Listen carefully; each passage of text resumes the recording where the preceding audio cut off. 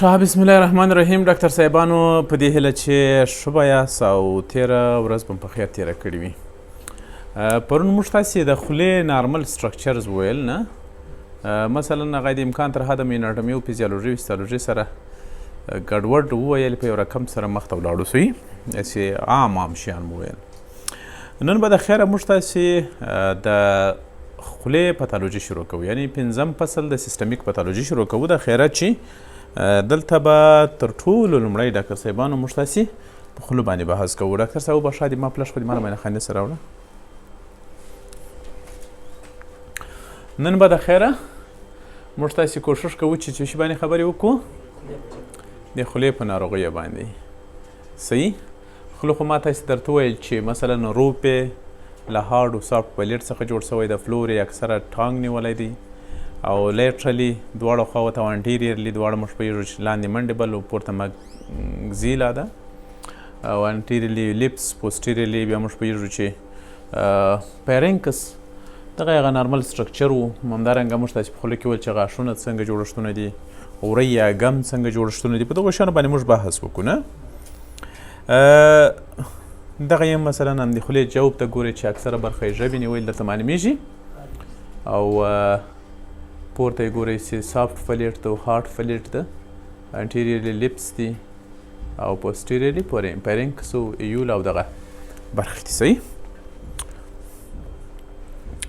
دا هم دغه اورل کیویټي ده چې دلته ډېر ښایسته معلومیږي او یولا او سافټ فلیټ ډېر ښه پکې معلومیږي، ټانګ ډېر ښه معلومیږي. یو شی له موږ څخه پرون پاتې د دې ژبې په آخري قسمت کې هم دوه دانې ټانسلونه دي چې هغوی ته لینګول ټانسلز وایي. هغه یې داسې پلیټ ټانسلونه دي چې البته لیمفاټیک ټیشو دي چې لیفټ او رایټ دواړه سره یو ځای سوي دي. صحیح؟ دغه ځایونه کې ده. ښه، نو نن به د خیره موږ تاسې کوشش کوو پر څه شي باندې خبرې وکړو ډاکټر صاحبانو؟ ډیولپمنټل انوملیز، یعنی د ودې سوی اشکال. څه شی؟ ډیولپمنټ چې ته وایي وده کول دی وشي. یو جینیټیکي ناروغي دی ګوره، یو ډیولپمنټل. صحیح؟ ډیولپمنټل انوملیز هغه ته وایي چې د ودې په وخت کې ځینې تاخیرونه رامنځته سي او یا سوی اشکال رامنځته سي.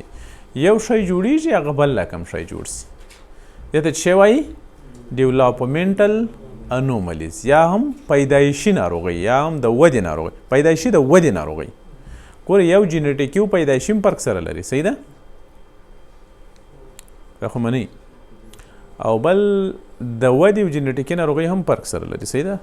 نو عموما موږ تاسې پوهېږو کله چې موږ تاسې د موره پیدا سو همدغسې مکمل انسان نه یو، یعنې چې دومره غټ او جسامت او هر شی هم پوره قرار زموږ تاسې بدن کې هره برخه وده کوي. نو خوله هم یو له هغو غړو څخه ده چې د ودې په حالت کې وي. صحیح ده؟ په خوله کې ټول جوړښتونه کېدای سي چې د ودې له تاخیر سره مخ سي، چې هغوی ته موږ تاسې ډیولپمنټل انوملیز وایو. تر ټولو لومړی چې دی ډاکټر صاحبانو فیشیل کلیپس.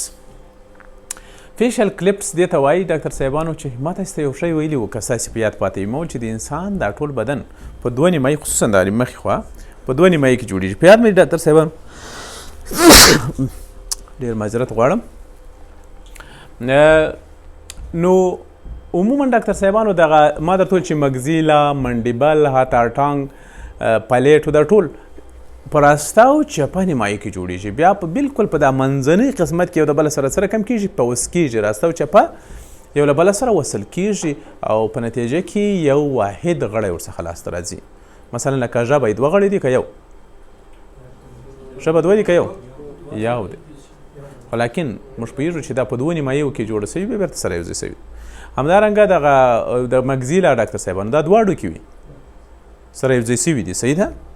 منډیبل هم په دوه کې وي، ډیولپمنټ په وخت کې، یا هم مثلا د امبریولوجینیک پیریډ په وخت کله چې موږ د مور په نس کې یو، تاسې یو په یو پیس کې جوړېږي، بل په بل پیس، بیا بالاخره په دغه سنټرل میډل سیجټن لاین باندې یو د بله سره یو ځای کېږي. صحیح؟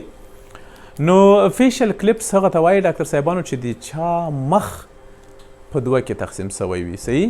یا هم په بل عبارت فیشل کلیپس ډاکټر صاحبانو اکثره وخت چې ته وایي چې د چا شونډې دا شونډه هم ګورې دلته وینې دغه غسته یو راوتلی جوړښت ده بلکل دې خواته سلکاس غوندې دوه د نیمایي شونډه یوې خواته جوړېږي پورته ولاندې دواړه نیمایي بلې خواته دا بیرته په دا منځني قسمت کې داسې سره وصل کېږي بعضې وخت دا سره وصل نه سي همدغسې خلاصه پاته کېږي دې ته څه شی وایي دلته کلیفټ لیف آفرین کلیفټ لیف ورته وایي بعضې وخت یوازې شونډه وي ایزولیټډ بعضې وخت کیدای سي دا ټول تالو یا هم ټول پلیټ ډاکټر صاحبانو سره وصل سوی نه وي صحیح سو دا ټول تالو په دوه کې تقسیم سوی وي چې دې ته بیا څه وایي کلیفټ پلیټ بعضې وخت یوازې کلیپ پلیټ وي ډاکټر صاحبانو خو کلیف لیف نه وي بعضې وخت بیا دواړه یو ځای وي صحیح نو دغه په انسان تر انسانه پورې فرق لري په دغه ځای کې تاسو ته معلومیږي ډاکټر صاحبانو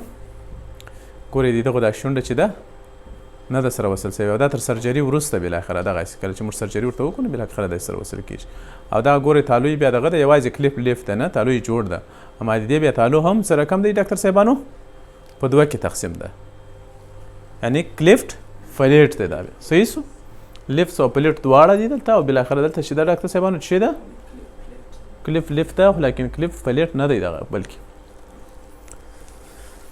ښه بل اقسام دې ترتیب سره فیشل کلیفټ مو وپېژندل ډاکټر صاحبانو کلیفټ لیپ او کلیف فلیټ مو وپېژندل چې پیدایشي سوی اشکال دي او زموږ تاسې شونډه په دوه کې پاته وي خلاصه پاته وي او یا هم داسې دغه د کلیف لیف بیخي ډېر پیش هم شته ډاکټر صاحبانو حتی تر دغه وروسته هم اکثره وخت د سرجري سم نه وي سره اوس هغه خولۍ اوله تر اخره داسې یو څه د چې وخاندي هغه خولۍ داسې کږه غوندې معلومېږي صحیح بل ډاکټر صاحبانو ډیولپمنټل انوملیز د جملې څخه څه دي ډاکټر صاحبانو پورډیسیس ګرینولز پورډیسیس ګرینول بیا څه ته وایي ډاکټر صاحبانو پورډیسیس فورټایس ګرینولز فورټایس ګرینول څوک پیژني په تاسې کې تاسې که دا اوس خپلو شونډو ته متوجه سئ ممکن په تاسې خپلو شونډو کې دغه شیان پیدا کړي د یو قسم کوچني کوچني میده میده دانې غوندې شیان دي په شونډو باندې او د بکل میکوسا باندې د داخل لخوا څخه لیدل کېږي دا بل شی نه دی بلکې دا په اصل کې کلیکشن اف سبیشس ګلینډ ده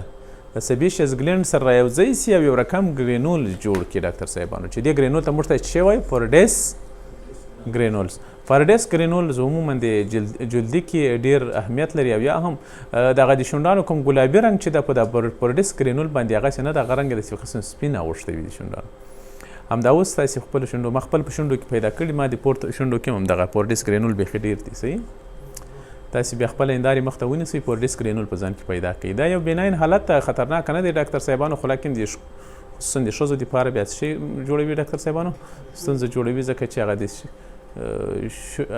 ښځو دپاره بیا خصوصا د شونډو رنګ ډېر مهم وي خپله نیچرل رنګ صحیح کاسمیټکس عموما دغه سپاټس په څه شي لیدل کېږي ډاکټر صاحبانو په لپس بکل میکوسا باندې لیدل کېږي په دغه ځای کې وینئ دغه سپین سپین ګرینول وینئ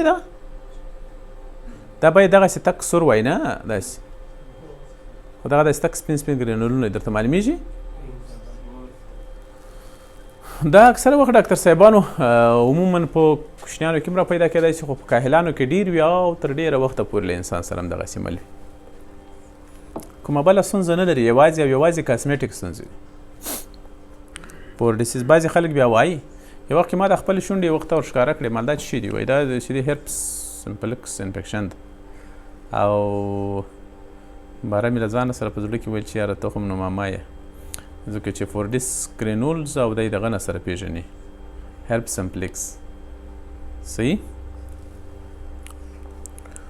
بل چې دی ډاکټر صاحبانو ډیولپمنټل انوملیز د جملې څخه هغه شی ده لیکوډرما ګورئ ډاکټر صاحبانو یو داسې د البینیزم ده یو لیکوډرما ده البینیزم په ټول جلد کې زموږ تاسې دغه نه میلانین نه وي لیکوډرما بیا په ځینې ځایونو کې میلانین نه وي صحیح او دا هم یو معلوم حقیقت ده په خولو کې دننه هېڅ میلانین شته نه ځکه هلته میکوسا ده او په میکوسا کې سټریټیفاید سکویمس اپیتیلیم ده نن کیراټینایز او هلته میلانین هم پکې نشته صحیح سو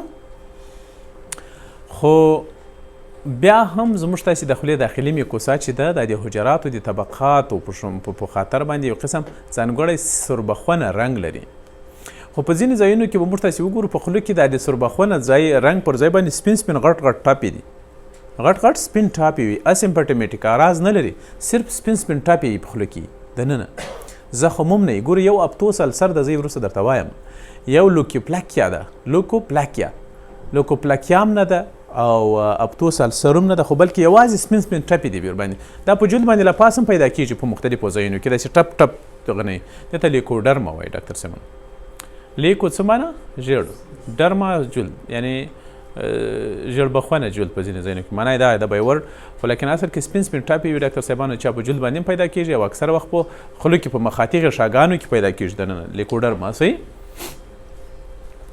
دا په خاص توګه صرف ماشومانو کې ډېره پیدا کېږي ډاکټر صاحبانو او عموما یو رقم چې وي ډاکټر صاحبانو ګری ویټ اریا وي بکل میکوسا باندې ښه او د هیستالوژي له نظره وایي دا بلکل داسې وي لکه انټراسیلولر اوډیما صحیح خو دا ډاکټر صاحبانو که چېرته موږ تاسې ورته متوجه سو دا باید په هر وخت کې موږ له چیش سره وپېژنو له لوکوپلاکیا سره باید وپېژنو ځکه لوکوپلاکیا اکثره خلک په دې ان دي چې دا یو پري ملیګننټ حالت ده وا کېدای شي چې بیا وروسته واوړي ملیګننسي ته او هغه بیا له دې سره دا فرق هغه زیږ وي او هغه داسې وي لکه هغه لرګي براره چې پسې مښتې وي داخل له خوا څخه داسې زیږ او د برایاره پېژنې لرګی چې هره کوي هغه میدهګۍ چې ورته وایي که څه ورته وایي دغسې په یوه ساحه باندې مښتې وي هغو ته بیا لوکوپلاکیا وایي له هغوی سره باید هر وخت کې مښته سي دا جلا کړو درته معلومېږي دغه سپین ټاپونه دغه زخمونه نه دي ډاکټر صاحبانو اسیمپټومیټیک دي درد هم نه کوي صرف ډسکلریشن د رنګ یې اړولی دی سپین رنګ یې غوره کړی وي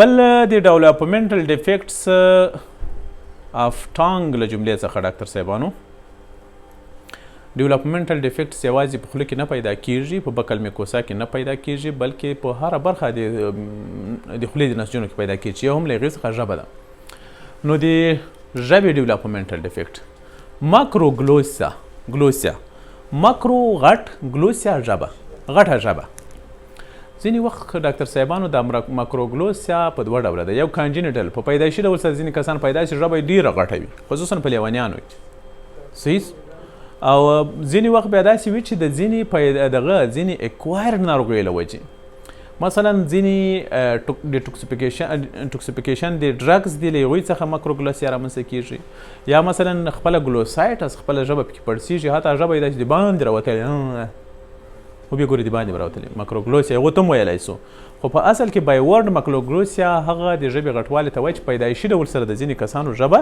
تر خپلې اندازې ډېره غټه وي هغو ته ماکروګلوسیا وایي یعنې ماکرو یعنې غټه صحیح ده بعضې وخت په ژبه کې دننه ځینې ناروغیانې رامنځته کېږي لکه مثلا لیمفانجیوما یا هیمانجیوما خپله په ژبه کې دننه او یا هم امایلاید پکې ترسب کوي په ژبه کې دننه ډاکټر صاحبانو یا هم ټیومر پکې پیدا کېږي په دغو ټولو حالتونو کې هم بیا په اکوایر ډول سره په ژبه کې غټوالی راځي او ژبه یې تر خولې ته د باندې راوتلې وي دې کسانو صحیح دوهم د ژبې د ډیولپمنټل له ناروغیو څخه ډاکټر صاحبانو مایکروګلوسیا او اګلوسیا ده مایکرو کوچنۍ صحیح کله چې د ځینې انسانانو ژبه تر خپلې اندازې نارمل حد څو چنده کوچنۍ وي هغوی ته څه وایي مایکروګلوسیا هم پیدایشي حالت او اګلوسیا چې هیڅ ژبه وجود نه لري دغو انسانانو په خولو کې دا نه یوازې دا چې یوازې د ژبه نه وي بلکې د دوی ټول دا ډینچر هم غیر نارمل وي دغو انسانانو لکه په دغو کې تاسې ته معلومېږي دې ته بیا څه وایي اګلوسیا صحیح مایکروګلوسیا سمال ټانګ اګلوسیا ابسنس اف د ټانګ هیڅ ژبه وجود نه لري صحیح بل ډاکټر صاحبانو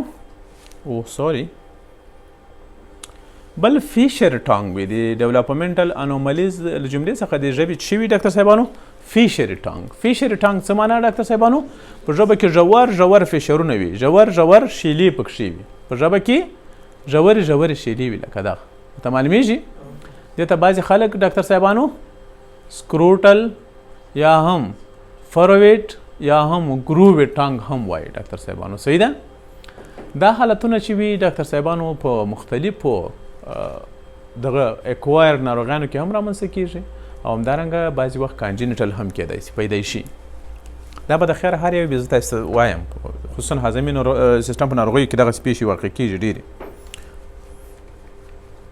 بل ډاکټر صاحبانو بایفیډ ټانګ ده. د ډیولپمنټل انومالیز د جملې څخه یا د ژبې د پیدایشي نواقصو له جملې څخه یا نیمګړتیاو له جملې څخه یو بایفیډ ټانګ ده.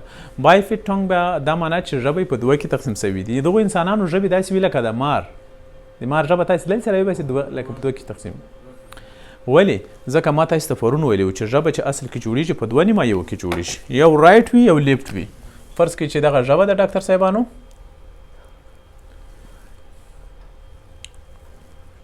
دا په دا مرکزي برخه کې یو د بله سره ډاکټر صاحبانو په وس سوي نه وي او سره کم وي په دوه کې تقسیم وي، رایټ و لیفټ برخه کې. دا چې ژبه د باندې راوي داسې معلومیږي لکه د مار. دې ته چې وایي ډاکټر صاحبانو بایفیډ ټانګ ورته وایي، بایفیډ ټانګ. صحیح. هغه نیمه ژبه یې داسې ورغبرګه کړې ده دې ماشوم او نیمه یې داسې دې باندې ده او خیال ورباندې کوي. صحیح ده چې زما ژبه یو عجیبه ژبه ده. ښه. ډیولپمنټل ډیفیکټ اف د ټانګ له جملې څخه بل چې د ډاکټر صاحبانو ټانګ ټای. ټانګ ټای څه ته وایي؟ چې ژبه تړلي. ټای څه ته وایي؟ تړل، غوټه کېدل. غوټې ته تاسې څه ګنډه ورته وایي که څه ورته یا دا هغه غوټه نه ده. یا ته زه مطمئن یم دا اوس زه مثلا یو رسۍ راواخلم داسې غوټه ور واچوم قشه یا غوڼې اشم نه ورته وایي، بل شي ورته وایي. زندۍ بعضې خلک ورته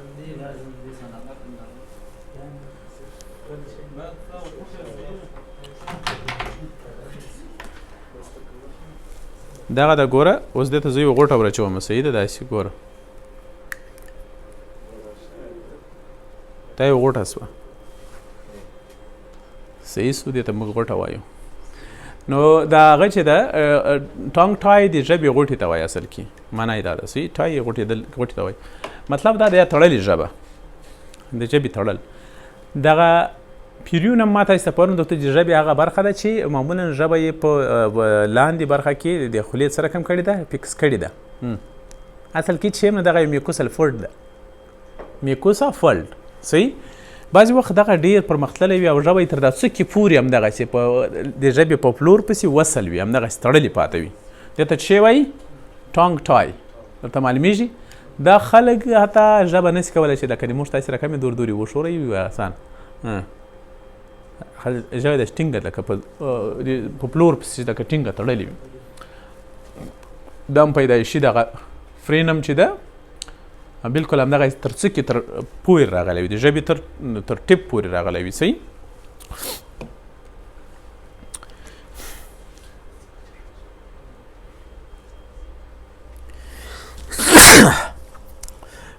بل ګرانو ورونو هیرې ټانګ ده.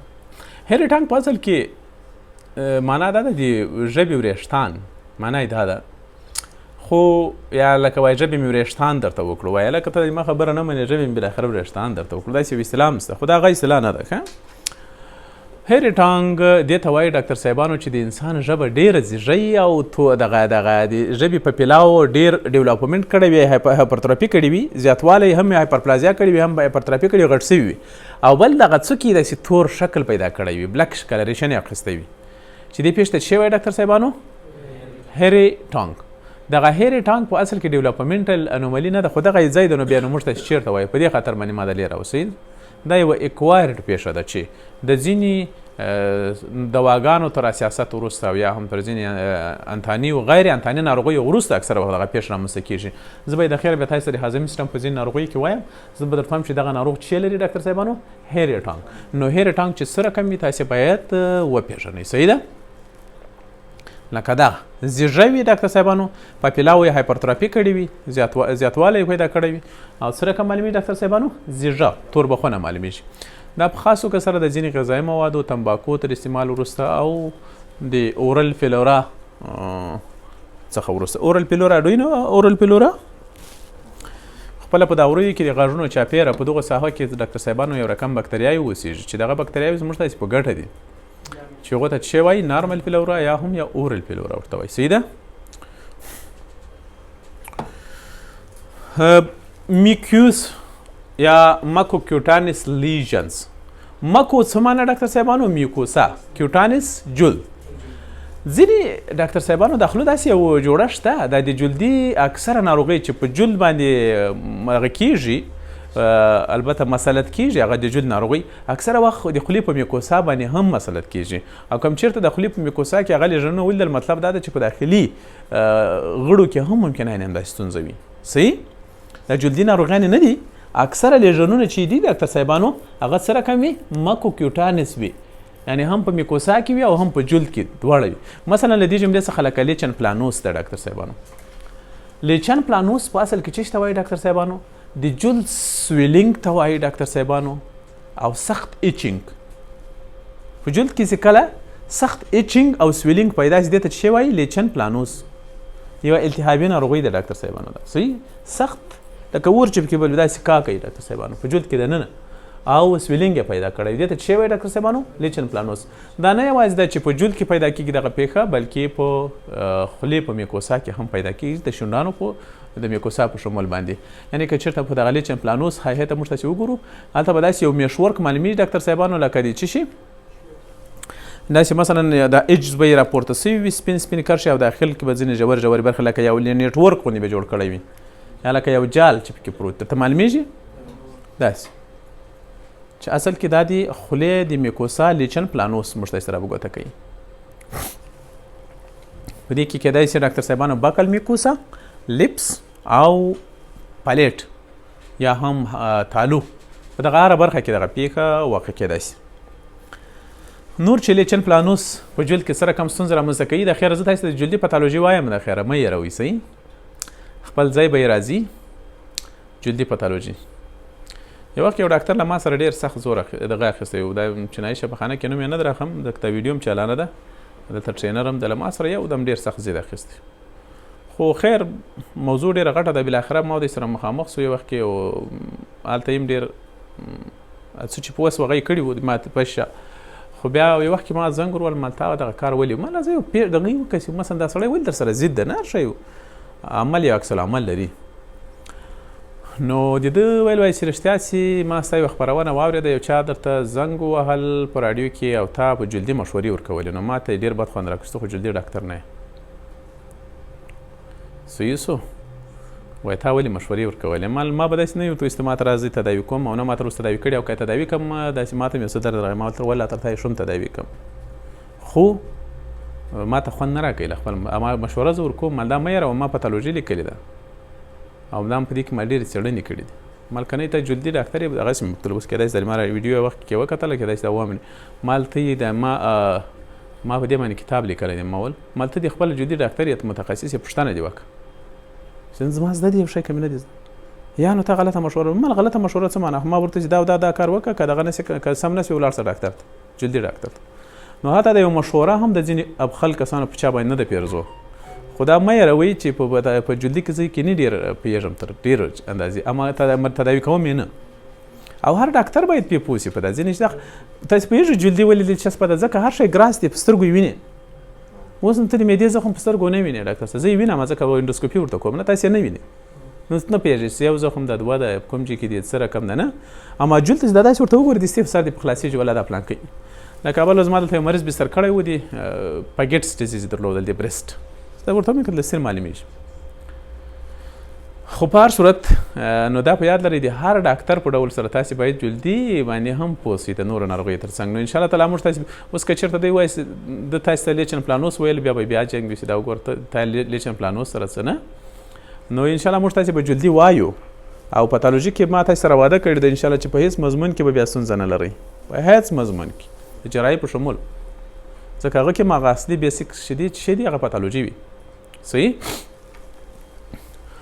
نو انشاءالله زه درته وایم ماکیوکیوټانس لیژنونو له جملې څخه ډاکټر صاحبانو بل څه ده ویزیکولر لیژنز ویزیکولر لیژنز څه معنی ډاکټر صاحبانو تڼاکې له اوبو ډکې تڼاکې چې کله په جلد کې پیدا کېږي خو زموږ تاسې له جلد څخه څه په میکوسا د خولې کې صحیح د خولې په میکوسا کې چې تڼاکې پیدا کېږي یا د ځینې کسانو په خولو کې په ژبه په وریو په نورو په تالو کې تڼاکې پیدا کېږي د دې باندې به سر خلاصو صحیح چې دا څه معنی لري صحیح نو لومړی ډاکټر صاحبانو پمپیګس ولګارس بیا جلدي موضوع راله صحیح سو پمپیګس ولګارس به چې د ډاکټر صاحبانو یوه اوټو امین ناروغي ده د جلد.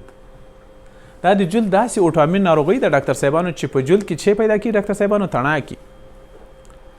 تڼاکې پیدا کیږي او دا تڼاکې هم اکثره وخت کام کوي او معمولا هغه جلد تر نور جلد یو قسم دغه لاندې برخه یې ډېر سوربخونه هم معلومیږي. اوټو امین ناروغي ده.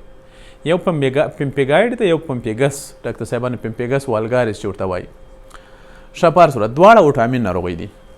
دا لیژنونه ډاکټر صاحبانو اکثر وخت په جلد او په جلد تر څنګ اکثر وخت موږ تاسې پوهېږو چې په مکوسا د خولې په میکوسا کیدای شي په وریو باندې ډاکټر صاحبانو په بکل میکوسا حتی په ژبه او په تالو کې هم تڼاکې لیدل کېږي او دغه تڼاکې یا دغه بلیسټر تاسې په هر وخت کې باید له هغو بلیسټر سره وپېژنئ چې یو چا ګرمې چای څښلي ګرمې اوبه یا ځینې تیزاب یا ځینې نور شیان په خوله کې تڼاکې پیدا کړي بل ځینې وایرل انفیکشنونه هم شته چې په خوله کې تڼاکې را پیدا کوي. دا پمپیګس باید تاسې له هغوی سره وپېژنئ. صحیح ده. پمپیګس والګارس. بل پمپیګایډ لیژن ډاکټر صاحبانو. صحیح. دا پمپیګایډ چې دی ډاکټر صاحبانو دا بیا دغسې یو حالت ده دا هم اوټو امین ناروغي ده ډاکټر صاحبانو. دا بلیسټر وي دا بلیسټر تر هغوی نسبت غټ وي او دا یوازې په خوله کې نه وي اکثره وخت په خوله د سترګې په کنجکټای وه په دواړو کې لیدل کېږي ډاکټر صاحبانو او په خاص توګه سره په هغو ښځو کې چې عمرونه یې یو څه خوړلي په یغو کې دا تڼاکې ډېرې زیاتې لیدل کېږي. صحیح.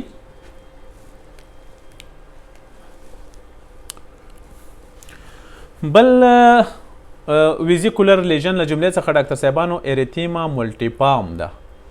اریتیما ملټیپام څه معنا؟ ډېرې زیاتې ګردې اریتیماګانې چې کله په جلد باندې پیدا سي او یا هم په مخاطي غشاګانو کې پیدا سي. دې ته څه وایي ډاکټر صاحبانو؟ اریتیما ملټیپام. یو اریتیما مارجینیټم ولکه ما چې تاسو ته په کوم ځای کې ویلي ډاکټر صاحبانو په ریماټیک هارټ فیور کې په یاد مو دي اریتیما مارجینیټم وغلته نه یو اریتیما ملټیپام په دغه ځای کې درته معلومېږي چې بیخي ډېرې دي دا اریتیماګانې. دغه ټول د څه په نامه یادېږي ډاکټر صاحبانو؟ اریتیما ملټیپام. دا په اصل کې چې دي سب اپیتیلیل ویزیکلز دي تر اپیتیلیم لاندې په دغو برخو کې یو قسم ویزیکلز یا تڼاکې دي چې را پیدا کېږي ډاکټر صاحبانو. صحیح ده. او دا هم ډاکټر صاحبانو په جلد او په خوله کې ډېر پیدا کېږي. د دې به وجې زه تاسو ته ووایم. مختلفې هضمي سیسټم ناروغیانې دي چې هغه د خولې د اریتیما ملټیفام سبب کېږي. تاسې په قد دلته اوس په دغه کې وپېژنئ هم درته ډېره ضرور ده. صحیح. په دا پکچرونو کې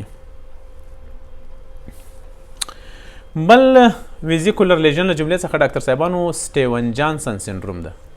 سټیون جانسن سنډروم باره کې به تاسې ډېرې اورېدلي وي. سلفا ډرګس چې کله څوک وخوري یو دم حساسیت له سلفا ډرګ څخه شی چې په خپل ترکیب کې سلفا ګروپ لري ډاکټر صاحبانو دغه دواګانو سره اکثره خلک ډېر سخت حساسیت کوي. دا ټول جلد یې داسې لکه وس جوړېږي چې له هغې جملې څخه یې قلم دغسې وي. دې ته څه وایي؟ سټیون جانسن سنډروم. نه به یېرېږي که نه؟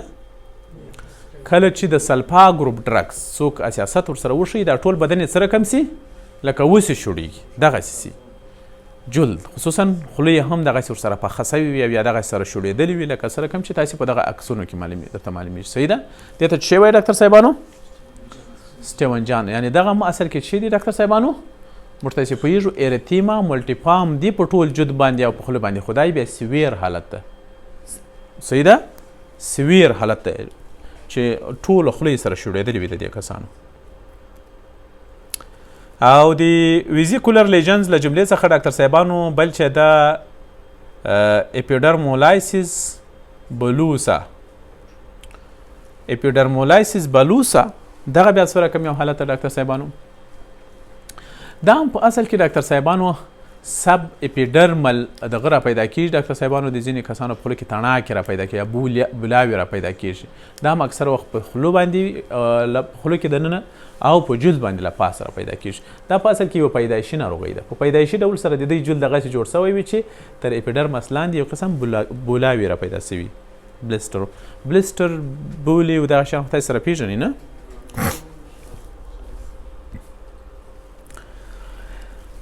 ښه. بل ډاکټر صاحبانو د خولې دغه دی التهابي ناروغۍ دي. انفلمیټري ډیزیز. د خولې د التهابي ناروغیو له جملې څخه سټوماټایټس به موږ تاسې وایو. سټوماټایټس صحیح.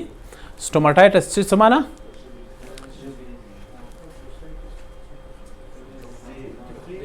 د خولې التهاب. د خولې التهاب ته سټوماټایټس وایي. په سټوماټایټس کې ممکن جنجیوایټس څه وایي؟ د وریو التهاب ته. ممکن دلته بکل میکوسا انفلمیشن، ممکن دې کې ګلوسایټس، ټانسلایټس هم حتی بعضې وخت سره مل وي. صحیح ده. ټول په مجموع کې که التهابونه پکې ډېر وو نو دې ته بیا موږ تاسې سټوماټایټس کلمه کارولی شو. صحیح. سټوماټایټس ډاکټر صاحبانو په اصل کې د خولې التهاب ته وایي، د خولې د میکوسا التهاب ته وایي. په دې کې مختلف حالتونه شامل دي چې یو هم له هغې جملې څخه اپتوس السر ده ډاکټر صاحبانو. دې ته بعضې خلک دغه هم وایي ډاکټر صاحبانو کنکر سور یا هم ورته اپتوس اورل السر وایي.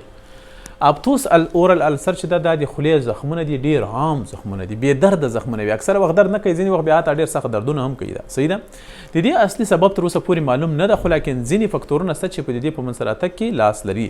لکه مثلا ایموشنل فکتورونه ځینې وخت کیدای شي چې مثلا ځینې کسان په سټرس کې وي، الرجي ولري له ځینې شیانو سره، د هارمونو عدم توازن وجود ولري پکې، او یا هم نیوټریشنل ډیفیشنسیانې ولري یا ډسټربنس ولري، او یا هم ځینې ټروما له وجې کیدای شي په خوله کې زخمونه پیدا شي. او دا زخمونه تر ډېرو پورې پیدا کېږي. په اکثره زخمونه درد نه لري، په اکثره بیا ډېر سخت دردونه لري، او دا زخمونه کیدای شي تر 1 سانتي متر پورې ورسېږي لکه دلته. اپتوس اورل السر ډاکټر صاحبانو سبب یې تر ډېره وخته پورې نه معلومیږي، خو دغه داسې شکایت کوي وایي هر 2-3 میاشتې مې داخلو دغسې پخه سي، دی درته وایي داسې زخمونه پکې پیدا شي چې حتی ډوډۍ نه سم خوړلی ډاکټر صاحب درد کوي.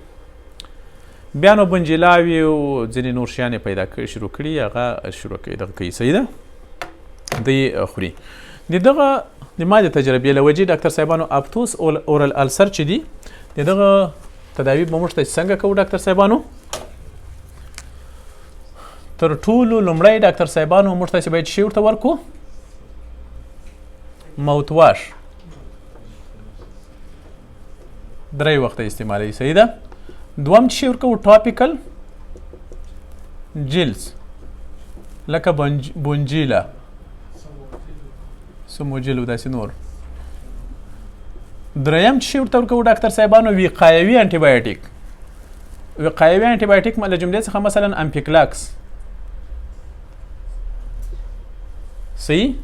حتی بعضې وخت د پلاجیل هم خلک وایي شور سره ثابت شوي دي. صحیح ده. کوم میکانیزم نه لري. دا هم ټي ډي اس ورکولی شي. او څلورم چې تر ټولو مهم شی دی ډاکټر صاحبانو هغه څه دی؟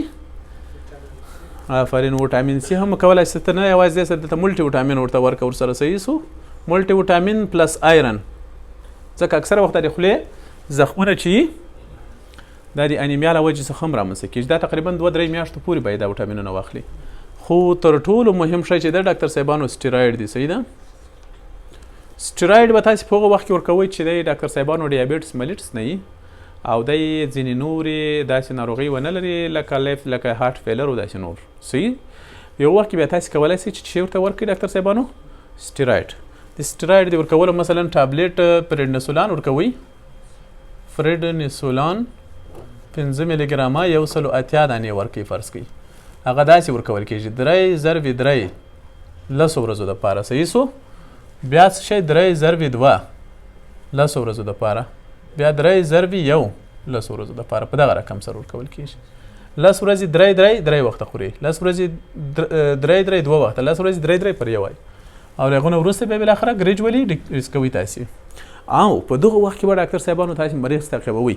که چېرته داسې و چې د بدن یې پړسېدل بیا تاسې شی ورسره یو ځای کولی شئ ډاکټر صاحبانو، او فشار یې کښته نه و، تاسې کولی شئ چې یو لازکس او یا هم یو تیازیټ یا هم ډیوریټکس یو مثلا لوب ډیوریکس یو شی ورسره یو ځای کړئ، مثلا ډیوریټکس که چېرته یې پړسوب رچولی و دغسې ورکړئ. ډاکټر صاحبانو ستاسې به بیخي طبابت پوخ سي او دا خلک به ډېره عقیده درته برابره سي. خو لیکن اکثره وخت دا ریلپس لري. د ریلپس د مخنیوي دپاره تاسې باید کوشش وکړئ چې هغه سبب یې له منځه کړو، سبب یې پیدا کړئ او سبب یې له منځه یوسي. که نه دغه ډېره ښه فرموله ده. صحیح سو. دا مې صرف او صرف د عصمت په خاطر درته نوشته کړله، ځکه چې عصمت ویلي ووایي چې که چېرته داسې یو شی در باندې پېښېدل نو تداوي راته وایه. صحیح ده. په هضمي سیسټم سې مربوط. هرپس سټوماټایټس. هرپس سټوماټایټس چې ته وایي ډاکټر صاحبانو چې کله د هرپس پیژنې ټایپ 1 او ټایپ 2 هرپس وایرسونه چې اکثره وخت موږ تاسې په خوله باندې مسلط سي او انفلمیشن رامنځته کړي، یو قسم کوچني تڼاکې وکړي په دغه وخت کې کوچني فزیکل تیره سرونه لري او سخت دردونه کوي په دغه وخت کې. دا اکثره وخت په شونډو باندې صحیح ده او یا هم په ژبه باندې یا په تالو یا په بکل میکوسا په هره برخه کې. خو ډیر عام چې دي ډاکټر صاحبان دا په کوم ځای کې وي ډاکټر صاحبانو؟ په شونډو. او په شونډو کې ډاکټر صاحبانو په خاص توګه سره د هغو ماشومانو چې د سکول ایج وي په هغو کې ډیر زیات دغه پیښه رامنځته کېږي. صحیح ده؟ ښه په هر صورت دا نه یوازې دا چې ډاکټر صاحبان د هرپس سمپلیکس په خوله باندې حمله کوي، دی که اکثره وخت کیدای شي چې په جینیټل ایکسټرنل جینیټیلیا باندې هم حمله وکړي او هلته هم عین همدغسې زخمونه رامنځته کړي او یا هم همدغسې لیژنونه داسې بلسټرونه رامنځته کړي. صحیح ده؟ لکه دا عموما ډاکټر صاحبانو د سټرس په وخت کې، ایموشنل اپسیټ په وخت کې او یا هم ریسپایریټري انفیکشنونو په وخت کې رامنځته کیږي. خلک چې وایي پلانکې داسې غم کړی ده خوله یې وتلې ده، هغه دغه کیسه ده. صحیح ده؟ تاسې به دا ډېر اورېدلي نه؟ خوله دې چا هغه بیچاره هرپس سمپلیکس چې ډاکټر ورته وایي اشوک خو به نه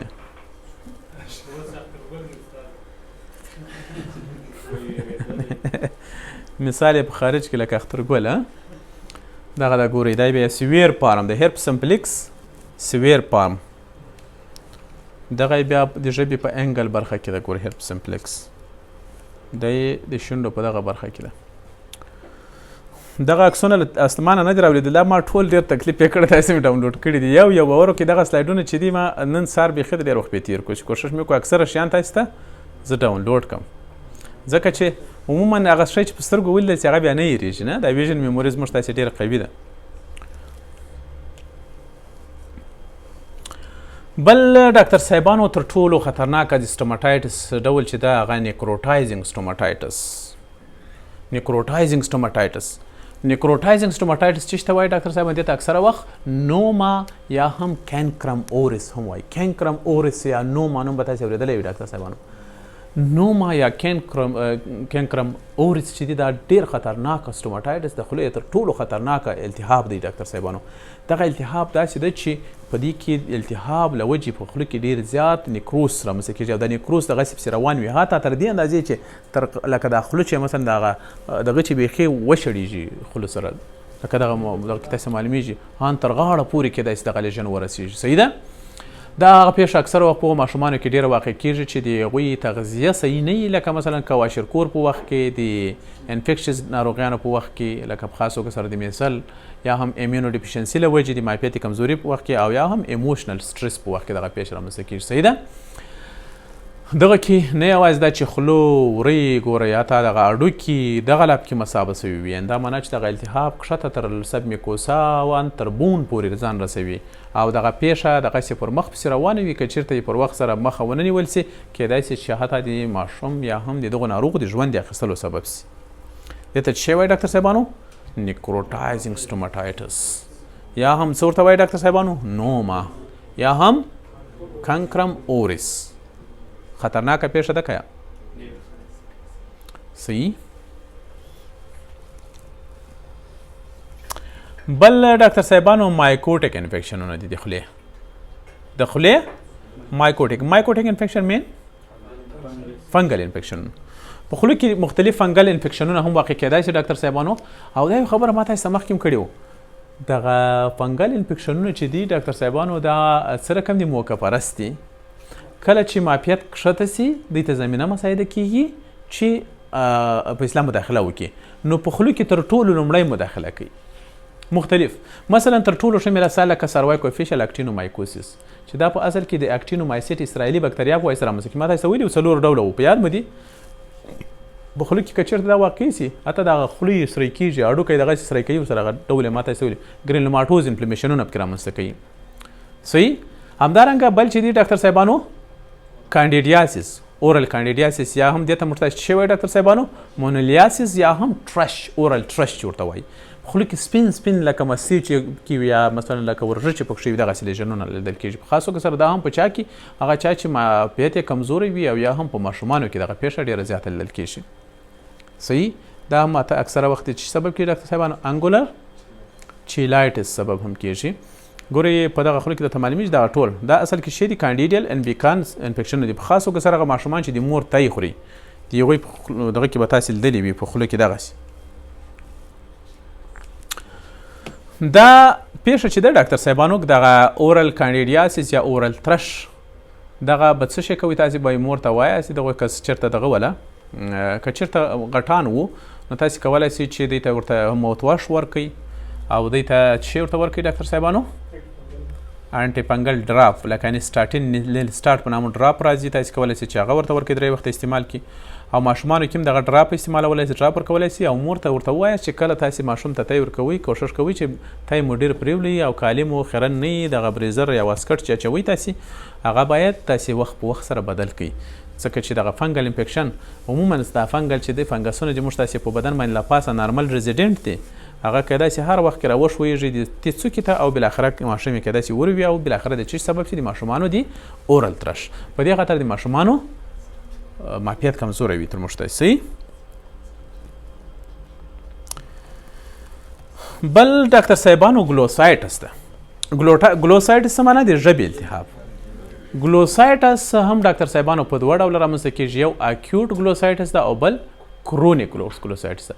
اکیوټ ګلوسایټس چې ته وایي ډاکټر صاحبانو د ژبې ناڅاپه پړسوب درد او په ژبه باندې له پاسه پپیلاګانې چې دي هغه که وایلټ پپیلا ده که پنجپارم پپیلا دی او که فیلیپام پپیلا دا ټولې پړسېدلې وي په دغه وخت کې ټولو څه رقم لکه هایپرتروفي چې کړي وي پړسېدلې وي ډاکټر صاحبانو. دا کسان ډېر سخت د دې تر څنګ چې ژبه یې درد کوي خوله یې درد کوي او هېڅ شی خوړای نه سي خبرې حتی سمې نه سي کوی د دې تر څنګ دا کسان د بدن دردونه او تبه لري دا د اکیوټ ګلوسایټس په وخت کې ډاکټر صاحبانو کله چې تاسې مراجعه وکړي. کرونیک ګلوسایټس چې وي ډاکټر صاحبانو دا بیا په ژبه باندې چې وي ډاکټر صاحبانو دې ته بعضې خلک وایي ژبه مې پخه سوي تاسې به ډېر اورېدلي یا بعضې خلک وایي ژبه یې خام شکل پیدا کړی دی صحیح دغه اصلاحات په خارجانو کې هم ډېر زیات دي. دا بیا په خاص توګه سره په هغه وخت کې رامنځته کېږي چې د ځینې وټامینونو د کمښت سره موږ تاسې مخ شو ډاکټر صاحبانو لکه په خاص توګه سره پیلاګرا چې د اریبو پلامینوسیس او همدارنګه نیاسین ډیفیشنسي له وجې رامنځته کېږي او د ځینې آیرن ډیفیشنسي انیمیاګانو کې هم عین همدغسې پیښه ګلوسایټس رامنځته کېږي. پرنیشز انیمیا په وخت کې هم همدارنګه او سپرو یو رقم موسمي اسهالات چې دي نه سپرو هغوی کې هم رامنځته کېږي. کرونیک اټروپیک ګلوسایټس چې وي اکثره وخت ډاکټر صاحبان دا بیا داسې یوه پیښه ده دغه خو ما تاسې ته صرف اصطلاحات ویل په سوماټالوجي کې یا هم یو دغه د یو کتاب د دغه اورل پاتالوجي په نامه باندې سټوماټالوجي په هغو کې د هر یوې ډېر څېړل سوی ده خو په هر صورت تاسې په دونه په یاد لرئ چې د اکیوټ ګلوسایټس چې وي اکثره وخت خنتاني او غیر انتاني عوامل له وجې رامنځته کېږي او کرونیک چې وي اکثره وخت د ځینې ډیفیشنسیانو په نتیجه کې رامنځته کېږي لکه پیلاګرا چې دا مثلا ما درته ویل چې آیرن ډیفیشنسي انیمیا یا پرنیشز انیمیا په وخت کې اکثره واقعات یې ډېر زیات وي. یو بل حالت ډاکټر صاحبانو چې هغه ته موږ ته شی وایي کرونیک اټروپیک ګلوسایټس دا بیا داسې وي چې د ژبې باندې له پاسه هغه چې دی دې ته بال ټانګ هم وایي یا پکه ژبه دا دغه چې دی په دې باندې له پاسه پپیلاګانې چې دي هغو ټولو څه رقم کړي وي د التهابات له وجې دې اتروپیانې کړي وي نو ژبه یې څه رقم معلومېږي داسې یو قسم شوی معلومېږي د خلکو ژبه یې شوی معلومېږي. دغه هر یو ګوري دا زه صرف تاسې ته لکه عنوانونه چې وایم د هر یو په هضمي سیستم په ناروغیو کې راځي تکراریږي زه به صرف نوم درته ښیم هلته چې مثلا دغه یوه دغسې پېښ دلته بیا دغسې عکسونه نه درته ښکاره کېږي. بل ډاکټر صاحبانو سیفلیټک لیژنونه دي. سیفلیس خو نو ښه پېژنئ سیفلیس چې د ټریپونیما پایلیډم په واسطه رامنځته کېږي که څوک یې نه پېژني ولاړ سئ زموږ تاسې په عمومي پاتالوجي کې ما دا په موضوع ډېره ښه تشریح کړې ده او سیفلیس 3 پیزه لري ډاکټر صاحبانو چې یو چې ده پرایمري سیفلیس سیکنډري سیفلیس او ترشري سیفلیس صحیح.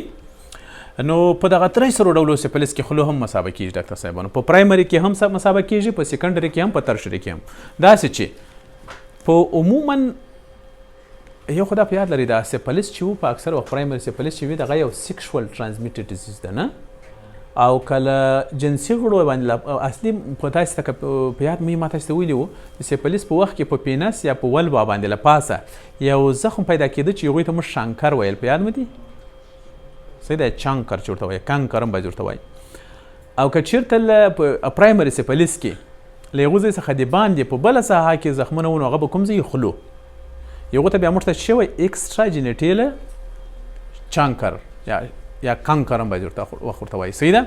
دا بالکل په شونډو باندې هم عین همدغه شانکر رقم زخمونه وي. هغه شانکر ستاسې په یاد دي ډاکټر صاحبانو؟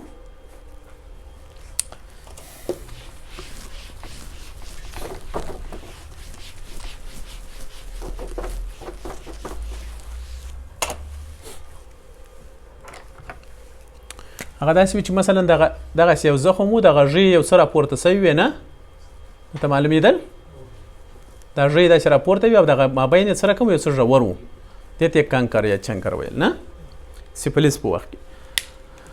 دوهم سیکنډري سیفلیس په وخت کې ډاکټر صاحبانو په سیکنډري سیفلیس کې بیا په خوله کې دننه تاسې په سیکنډري سیفلیس کې لري په ټول جلد باندې قسم بې شمېره ایرپشن لیدل کېږي دانې غوندې جوړښتونه لیدل کېږي عین همدغه دانې په خوله کې دننه هم پیدا کېږي. دریم په ترشري سیفلیس کې ډاکټر صاحبانو په خوله کې دننه ګرینلوماټوز انفلمیشنونه یا ګوماګانې پیدا کېږي چې هغه بیا وروسته د جوړېدو څخه ډیفیوز فایبروز په خپل ځای باندې پرېږدي په خاص توګه سره ډاکټر صاحبانو په حلق او په ژبه باندې لفاسه. صحیح. او بل سیفلیس کانجینیټل سیفلیس ما تاسې ویلي پیدایشي چې سیفلیس په یاد مې دي په هغو کې هم ګورئ خوله یو خو داسې ونه و هغه سډل دغه شپ نوز یا د استې زین غوندې دغه چې و مال پزه یې د هغو کسانو بل د دوی په دغه کې مال د غاښو په منځ کې غټه شوله وه په یاد مې دي د سیفلیس کانجینیټل سیفلیس په وخت کې چې دې ته موږ ته څه ویل ډاکټر صاحبانو هاټشنسنز انسیزر یا هاټشنسنز ساین آف د کانجینیټل سیفلیس. ټیبرکلوز په وخت کې هم ډاکټر صاحبانو په خوله کې بالکل ټیبرکلوز ګرینلوماګانې پیدا کېدای شي یا ګرینلوماټوز لیژنونه لکه څه رقم چې په نورو ایکسټرا پلمونري ټیبرکلوز کې وي. ایچ آی وي انفیکشن ډاکټر صاحبانو ګورئ په ایچ آی وي کسانو کې معافیت کمزوری وي په هغو کې خولو په مختلفو ستونزو اخته کېږي له ابتوس السر څخه رانیولې بیرته تر سټوماټایټس ګلوسایټس جنجوایټس ټیټ ایرپشنز او داسې نور د خولې مختلفې ستونزې په دغو کسانو کې پیدا کېږي. صحیح ده. خصوصا اپرچونسټیک انتانات حتی د خولې کې سرطانونه لکه لیکوپلاکیا او داسې نور هم پیدا کېږي. په دغه بل جدول کې عموما ډاکټر صاحبانو د ایچ آی وي کسان یا د ایډز کسان دي څو د ایډز شوکي په تاسې کې یو ناست و زبیر نو نسته بیا کوم کسان چې په ایچ آی وي باندې اخته دي یا ایډز باندې اخته دي هغه کسان باید خپل ځان ډېر محافظت وکړي که نه تاسې هغوی باندې زیری وکړئ چې کیدای شي په تاسې کې ځینې اپرچونسټیک انتانات حمله وکړي لکه مثلا فنګل لکه کانډیډیاسیس د خولې او هیسټوپلازموسیس او یا هم کریپټوکوکسیکوسیس کیدای شي اخته شي.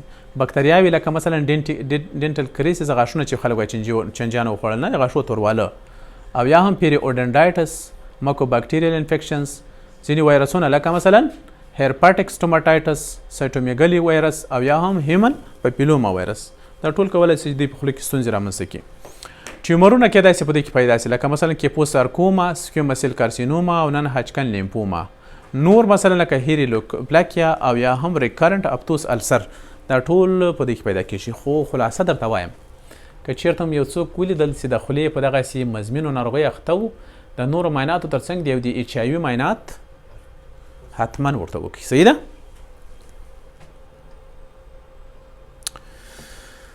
بالاخره تر ټولو وروستی سلاید د ډاکټر صاحبانو وروسته د دې سلاید څخه بیا یو څه دغه هم راځي البته عکسونه یې په کت راځي نور تشریحات نه لري او موږ تاسې درس په دې باندې ختمیږي انشاءالله.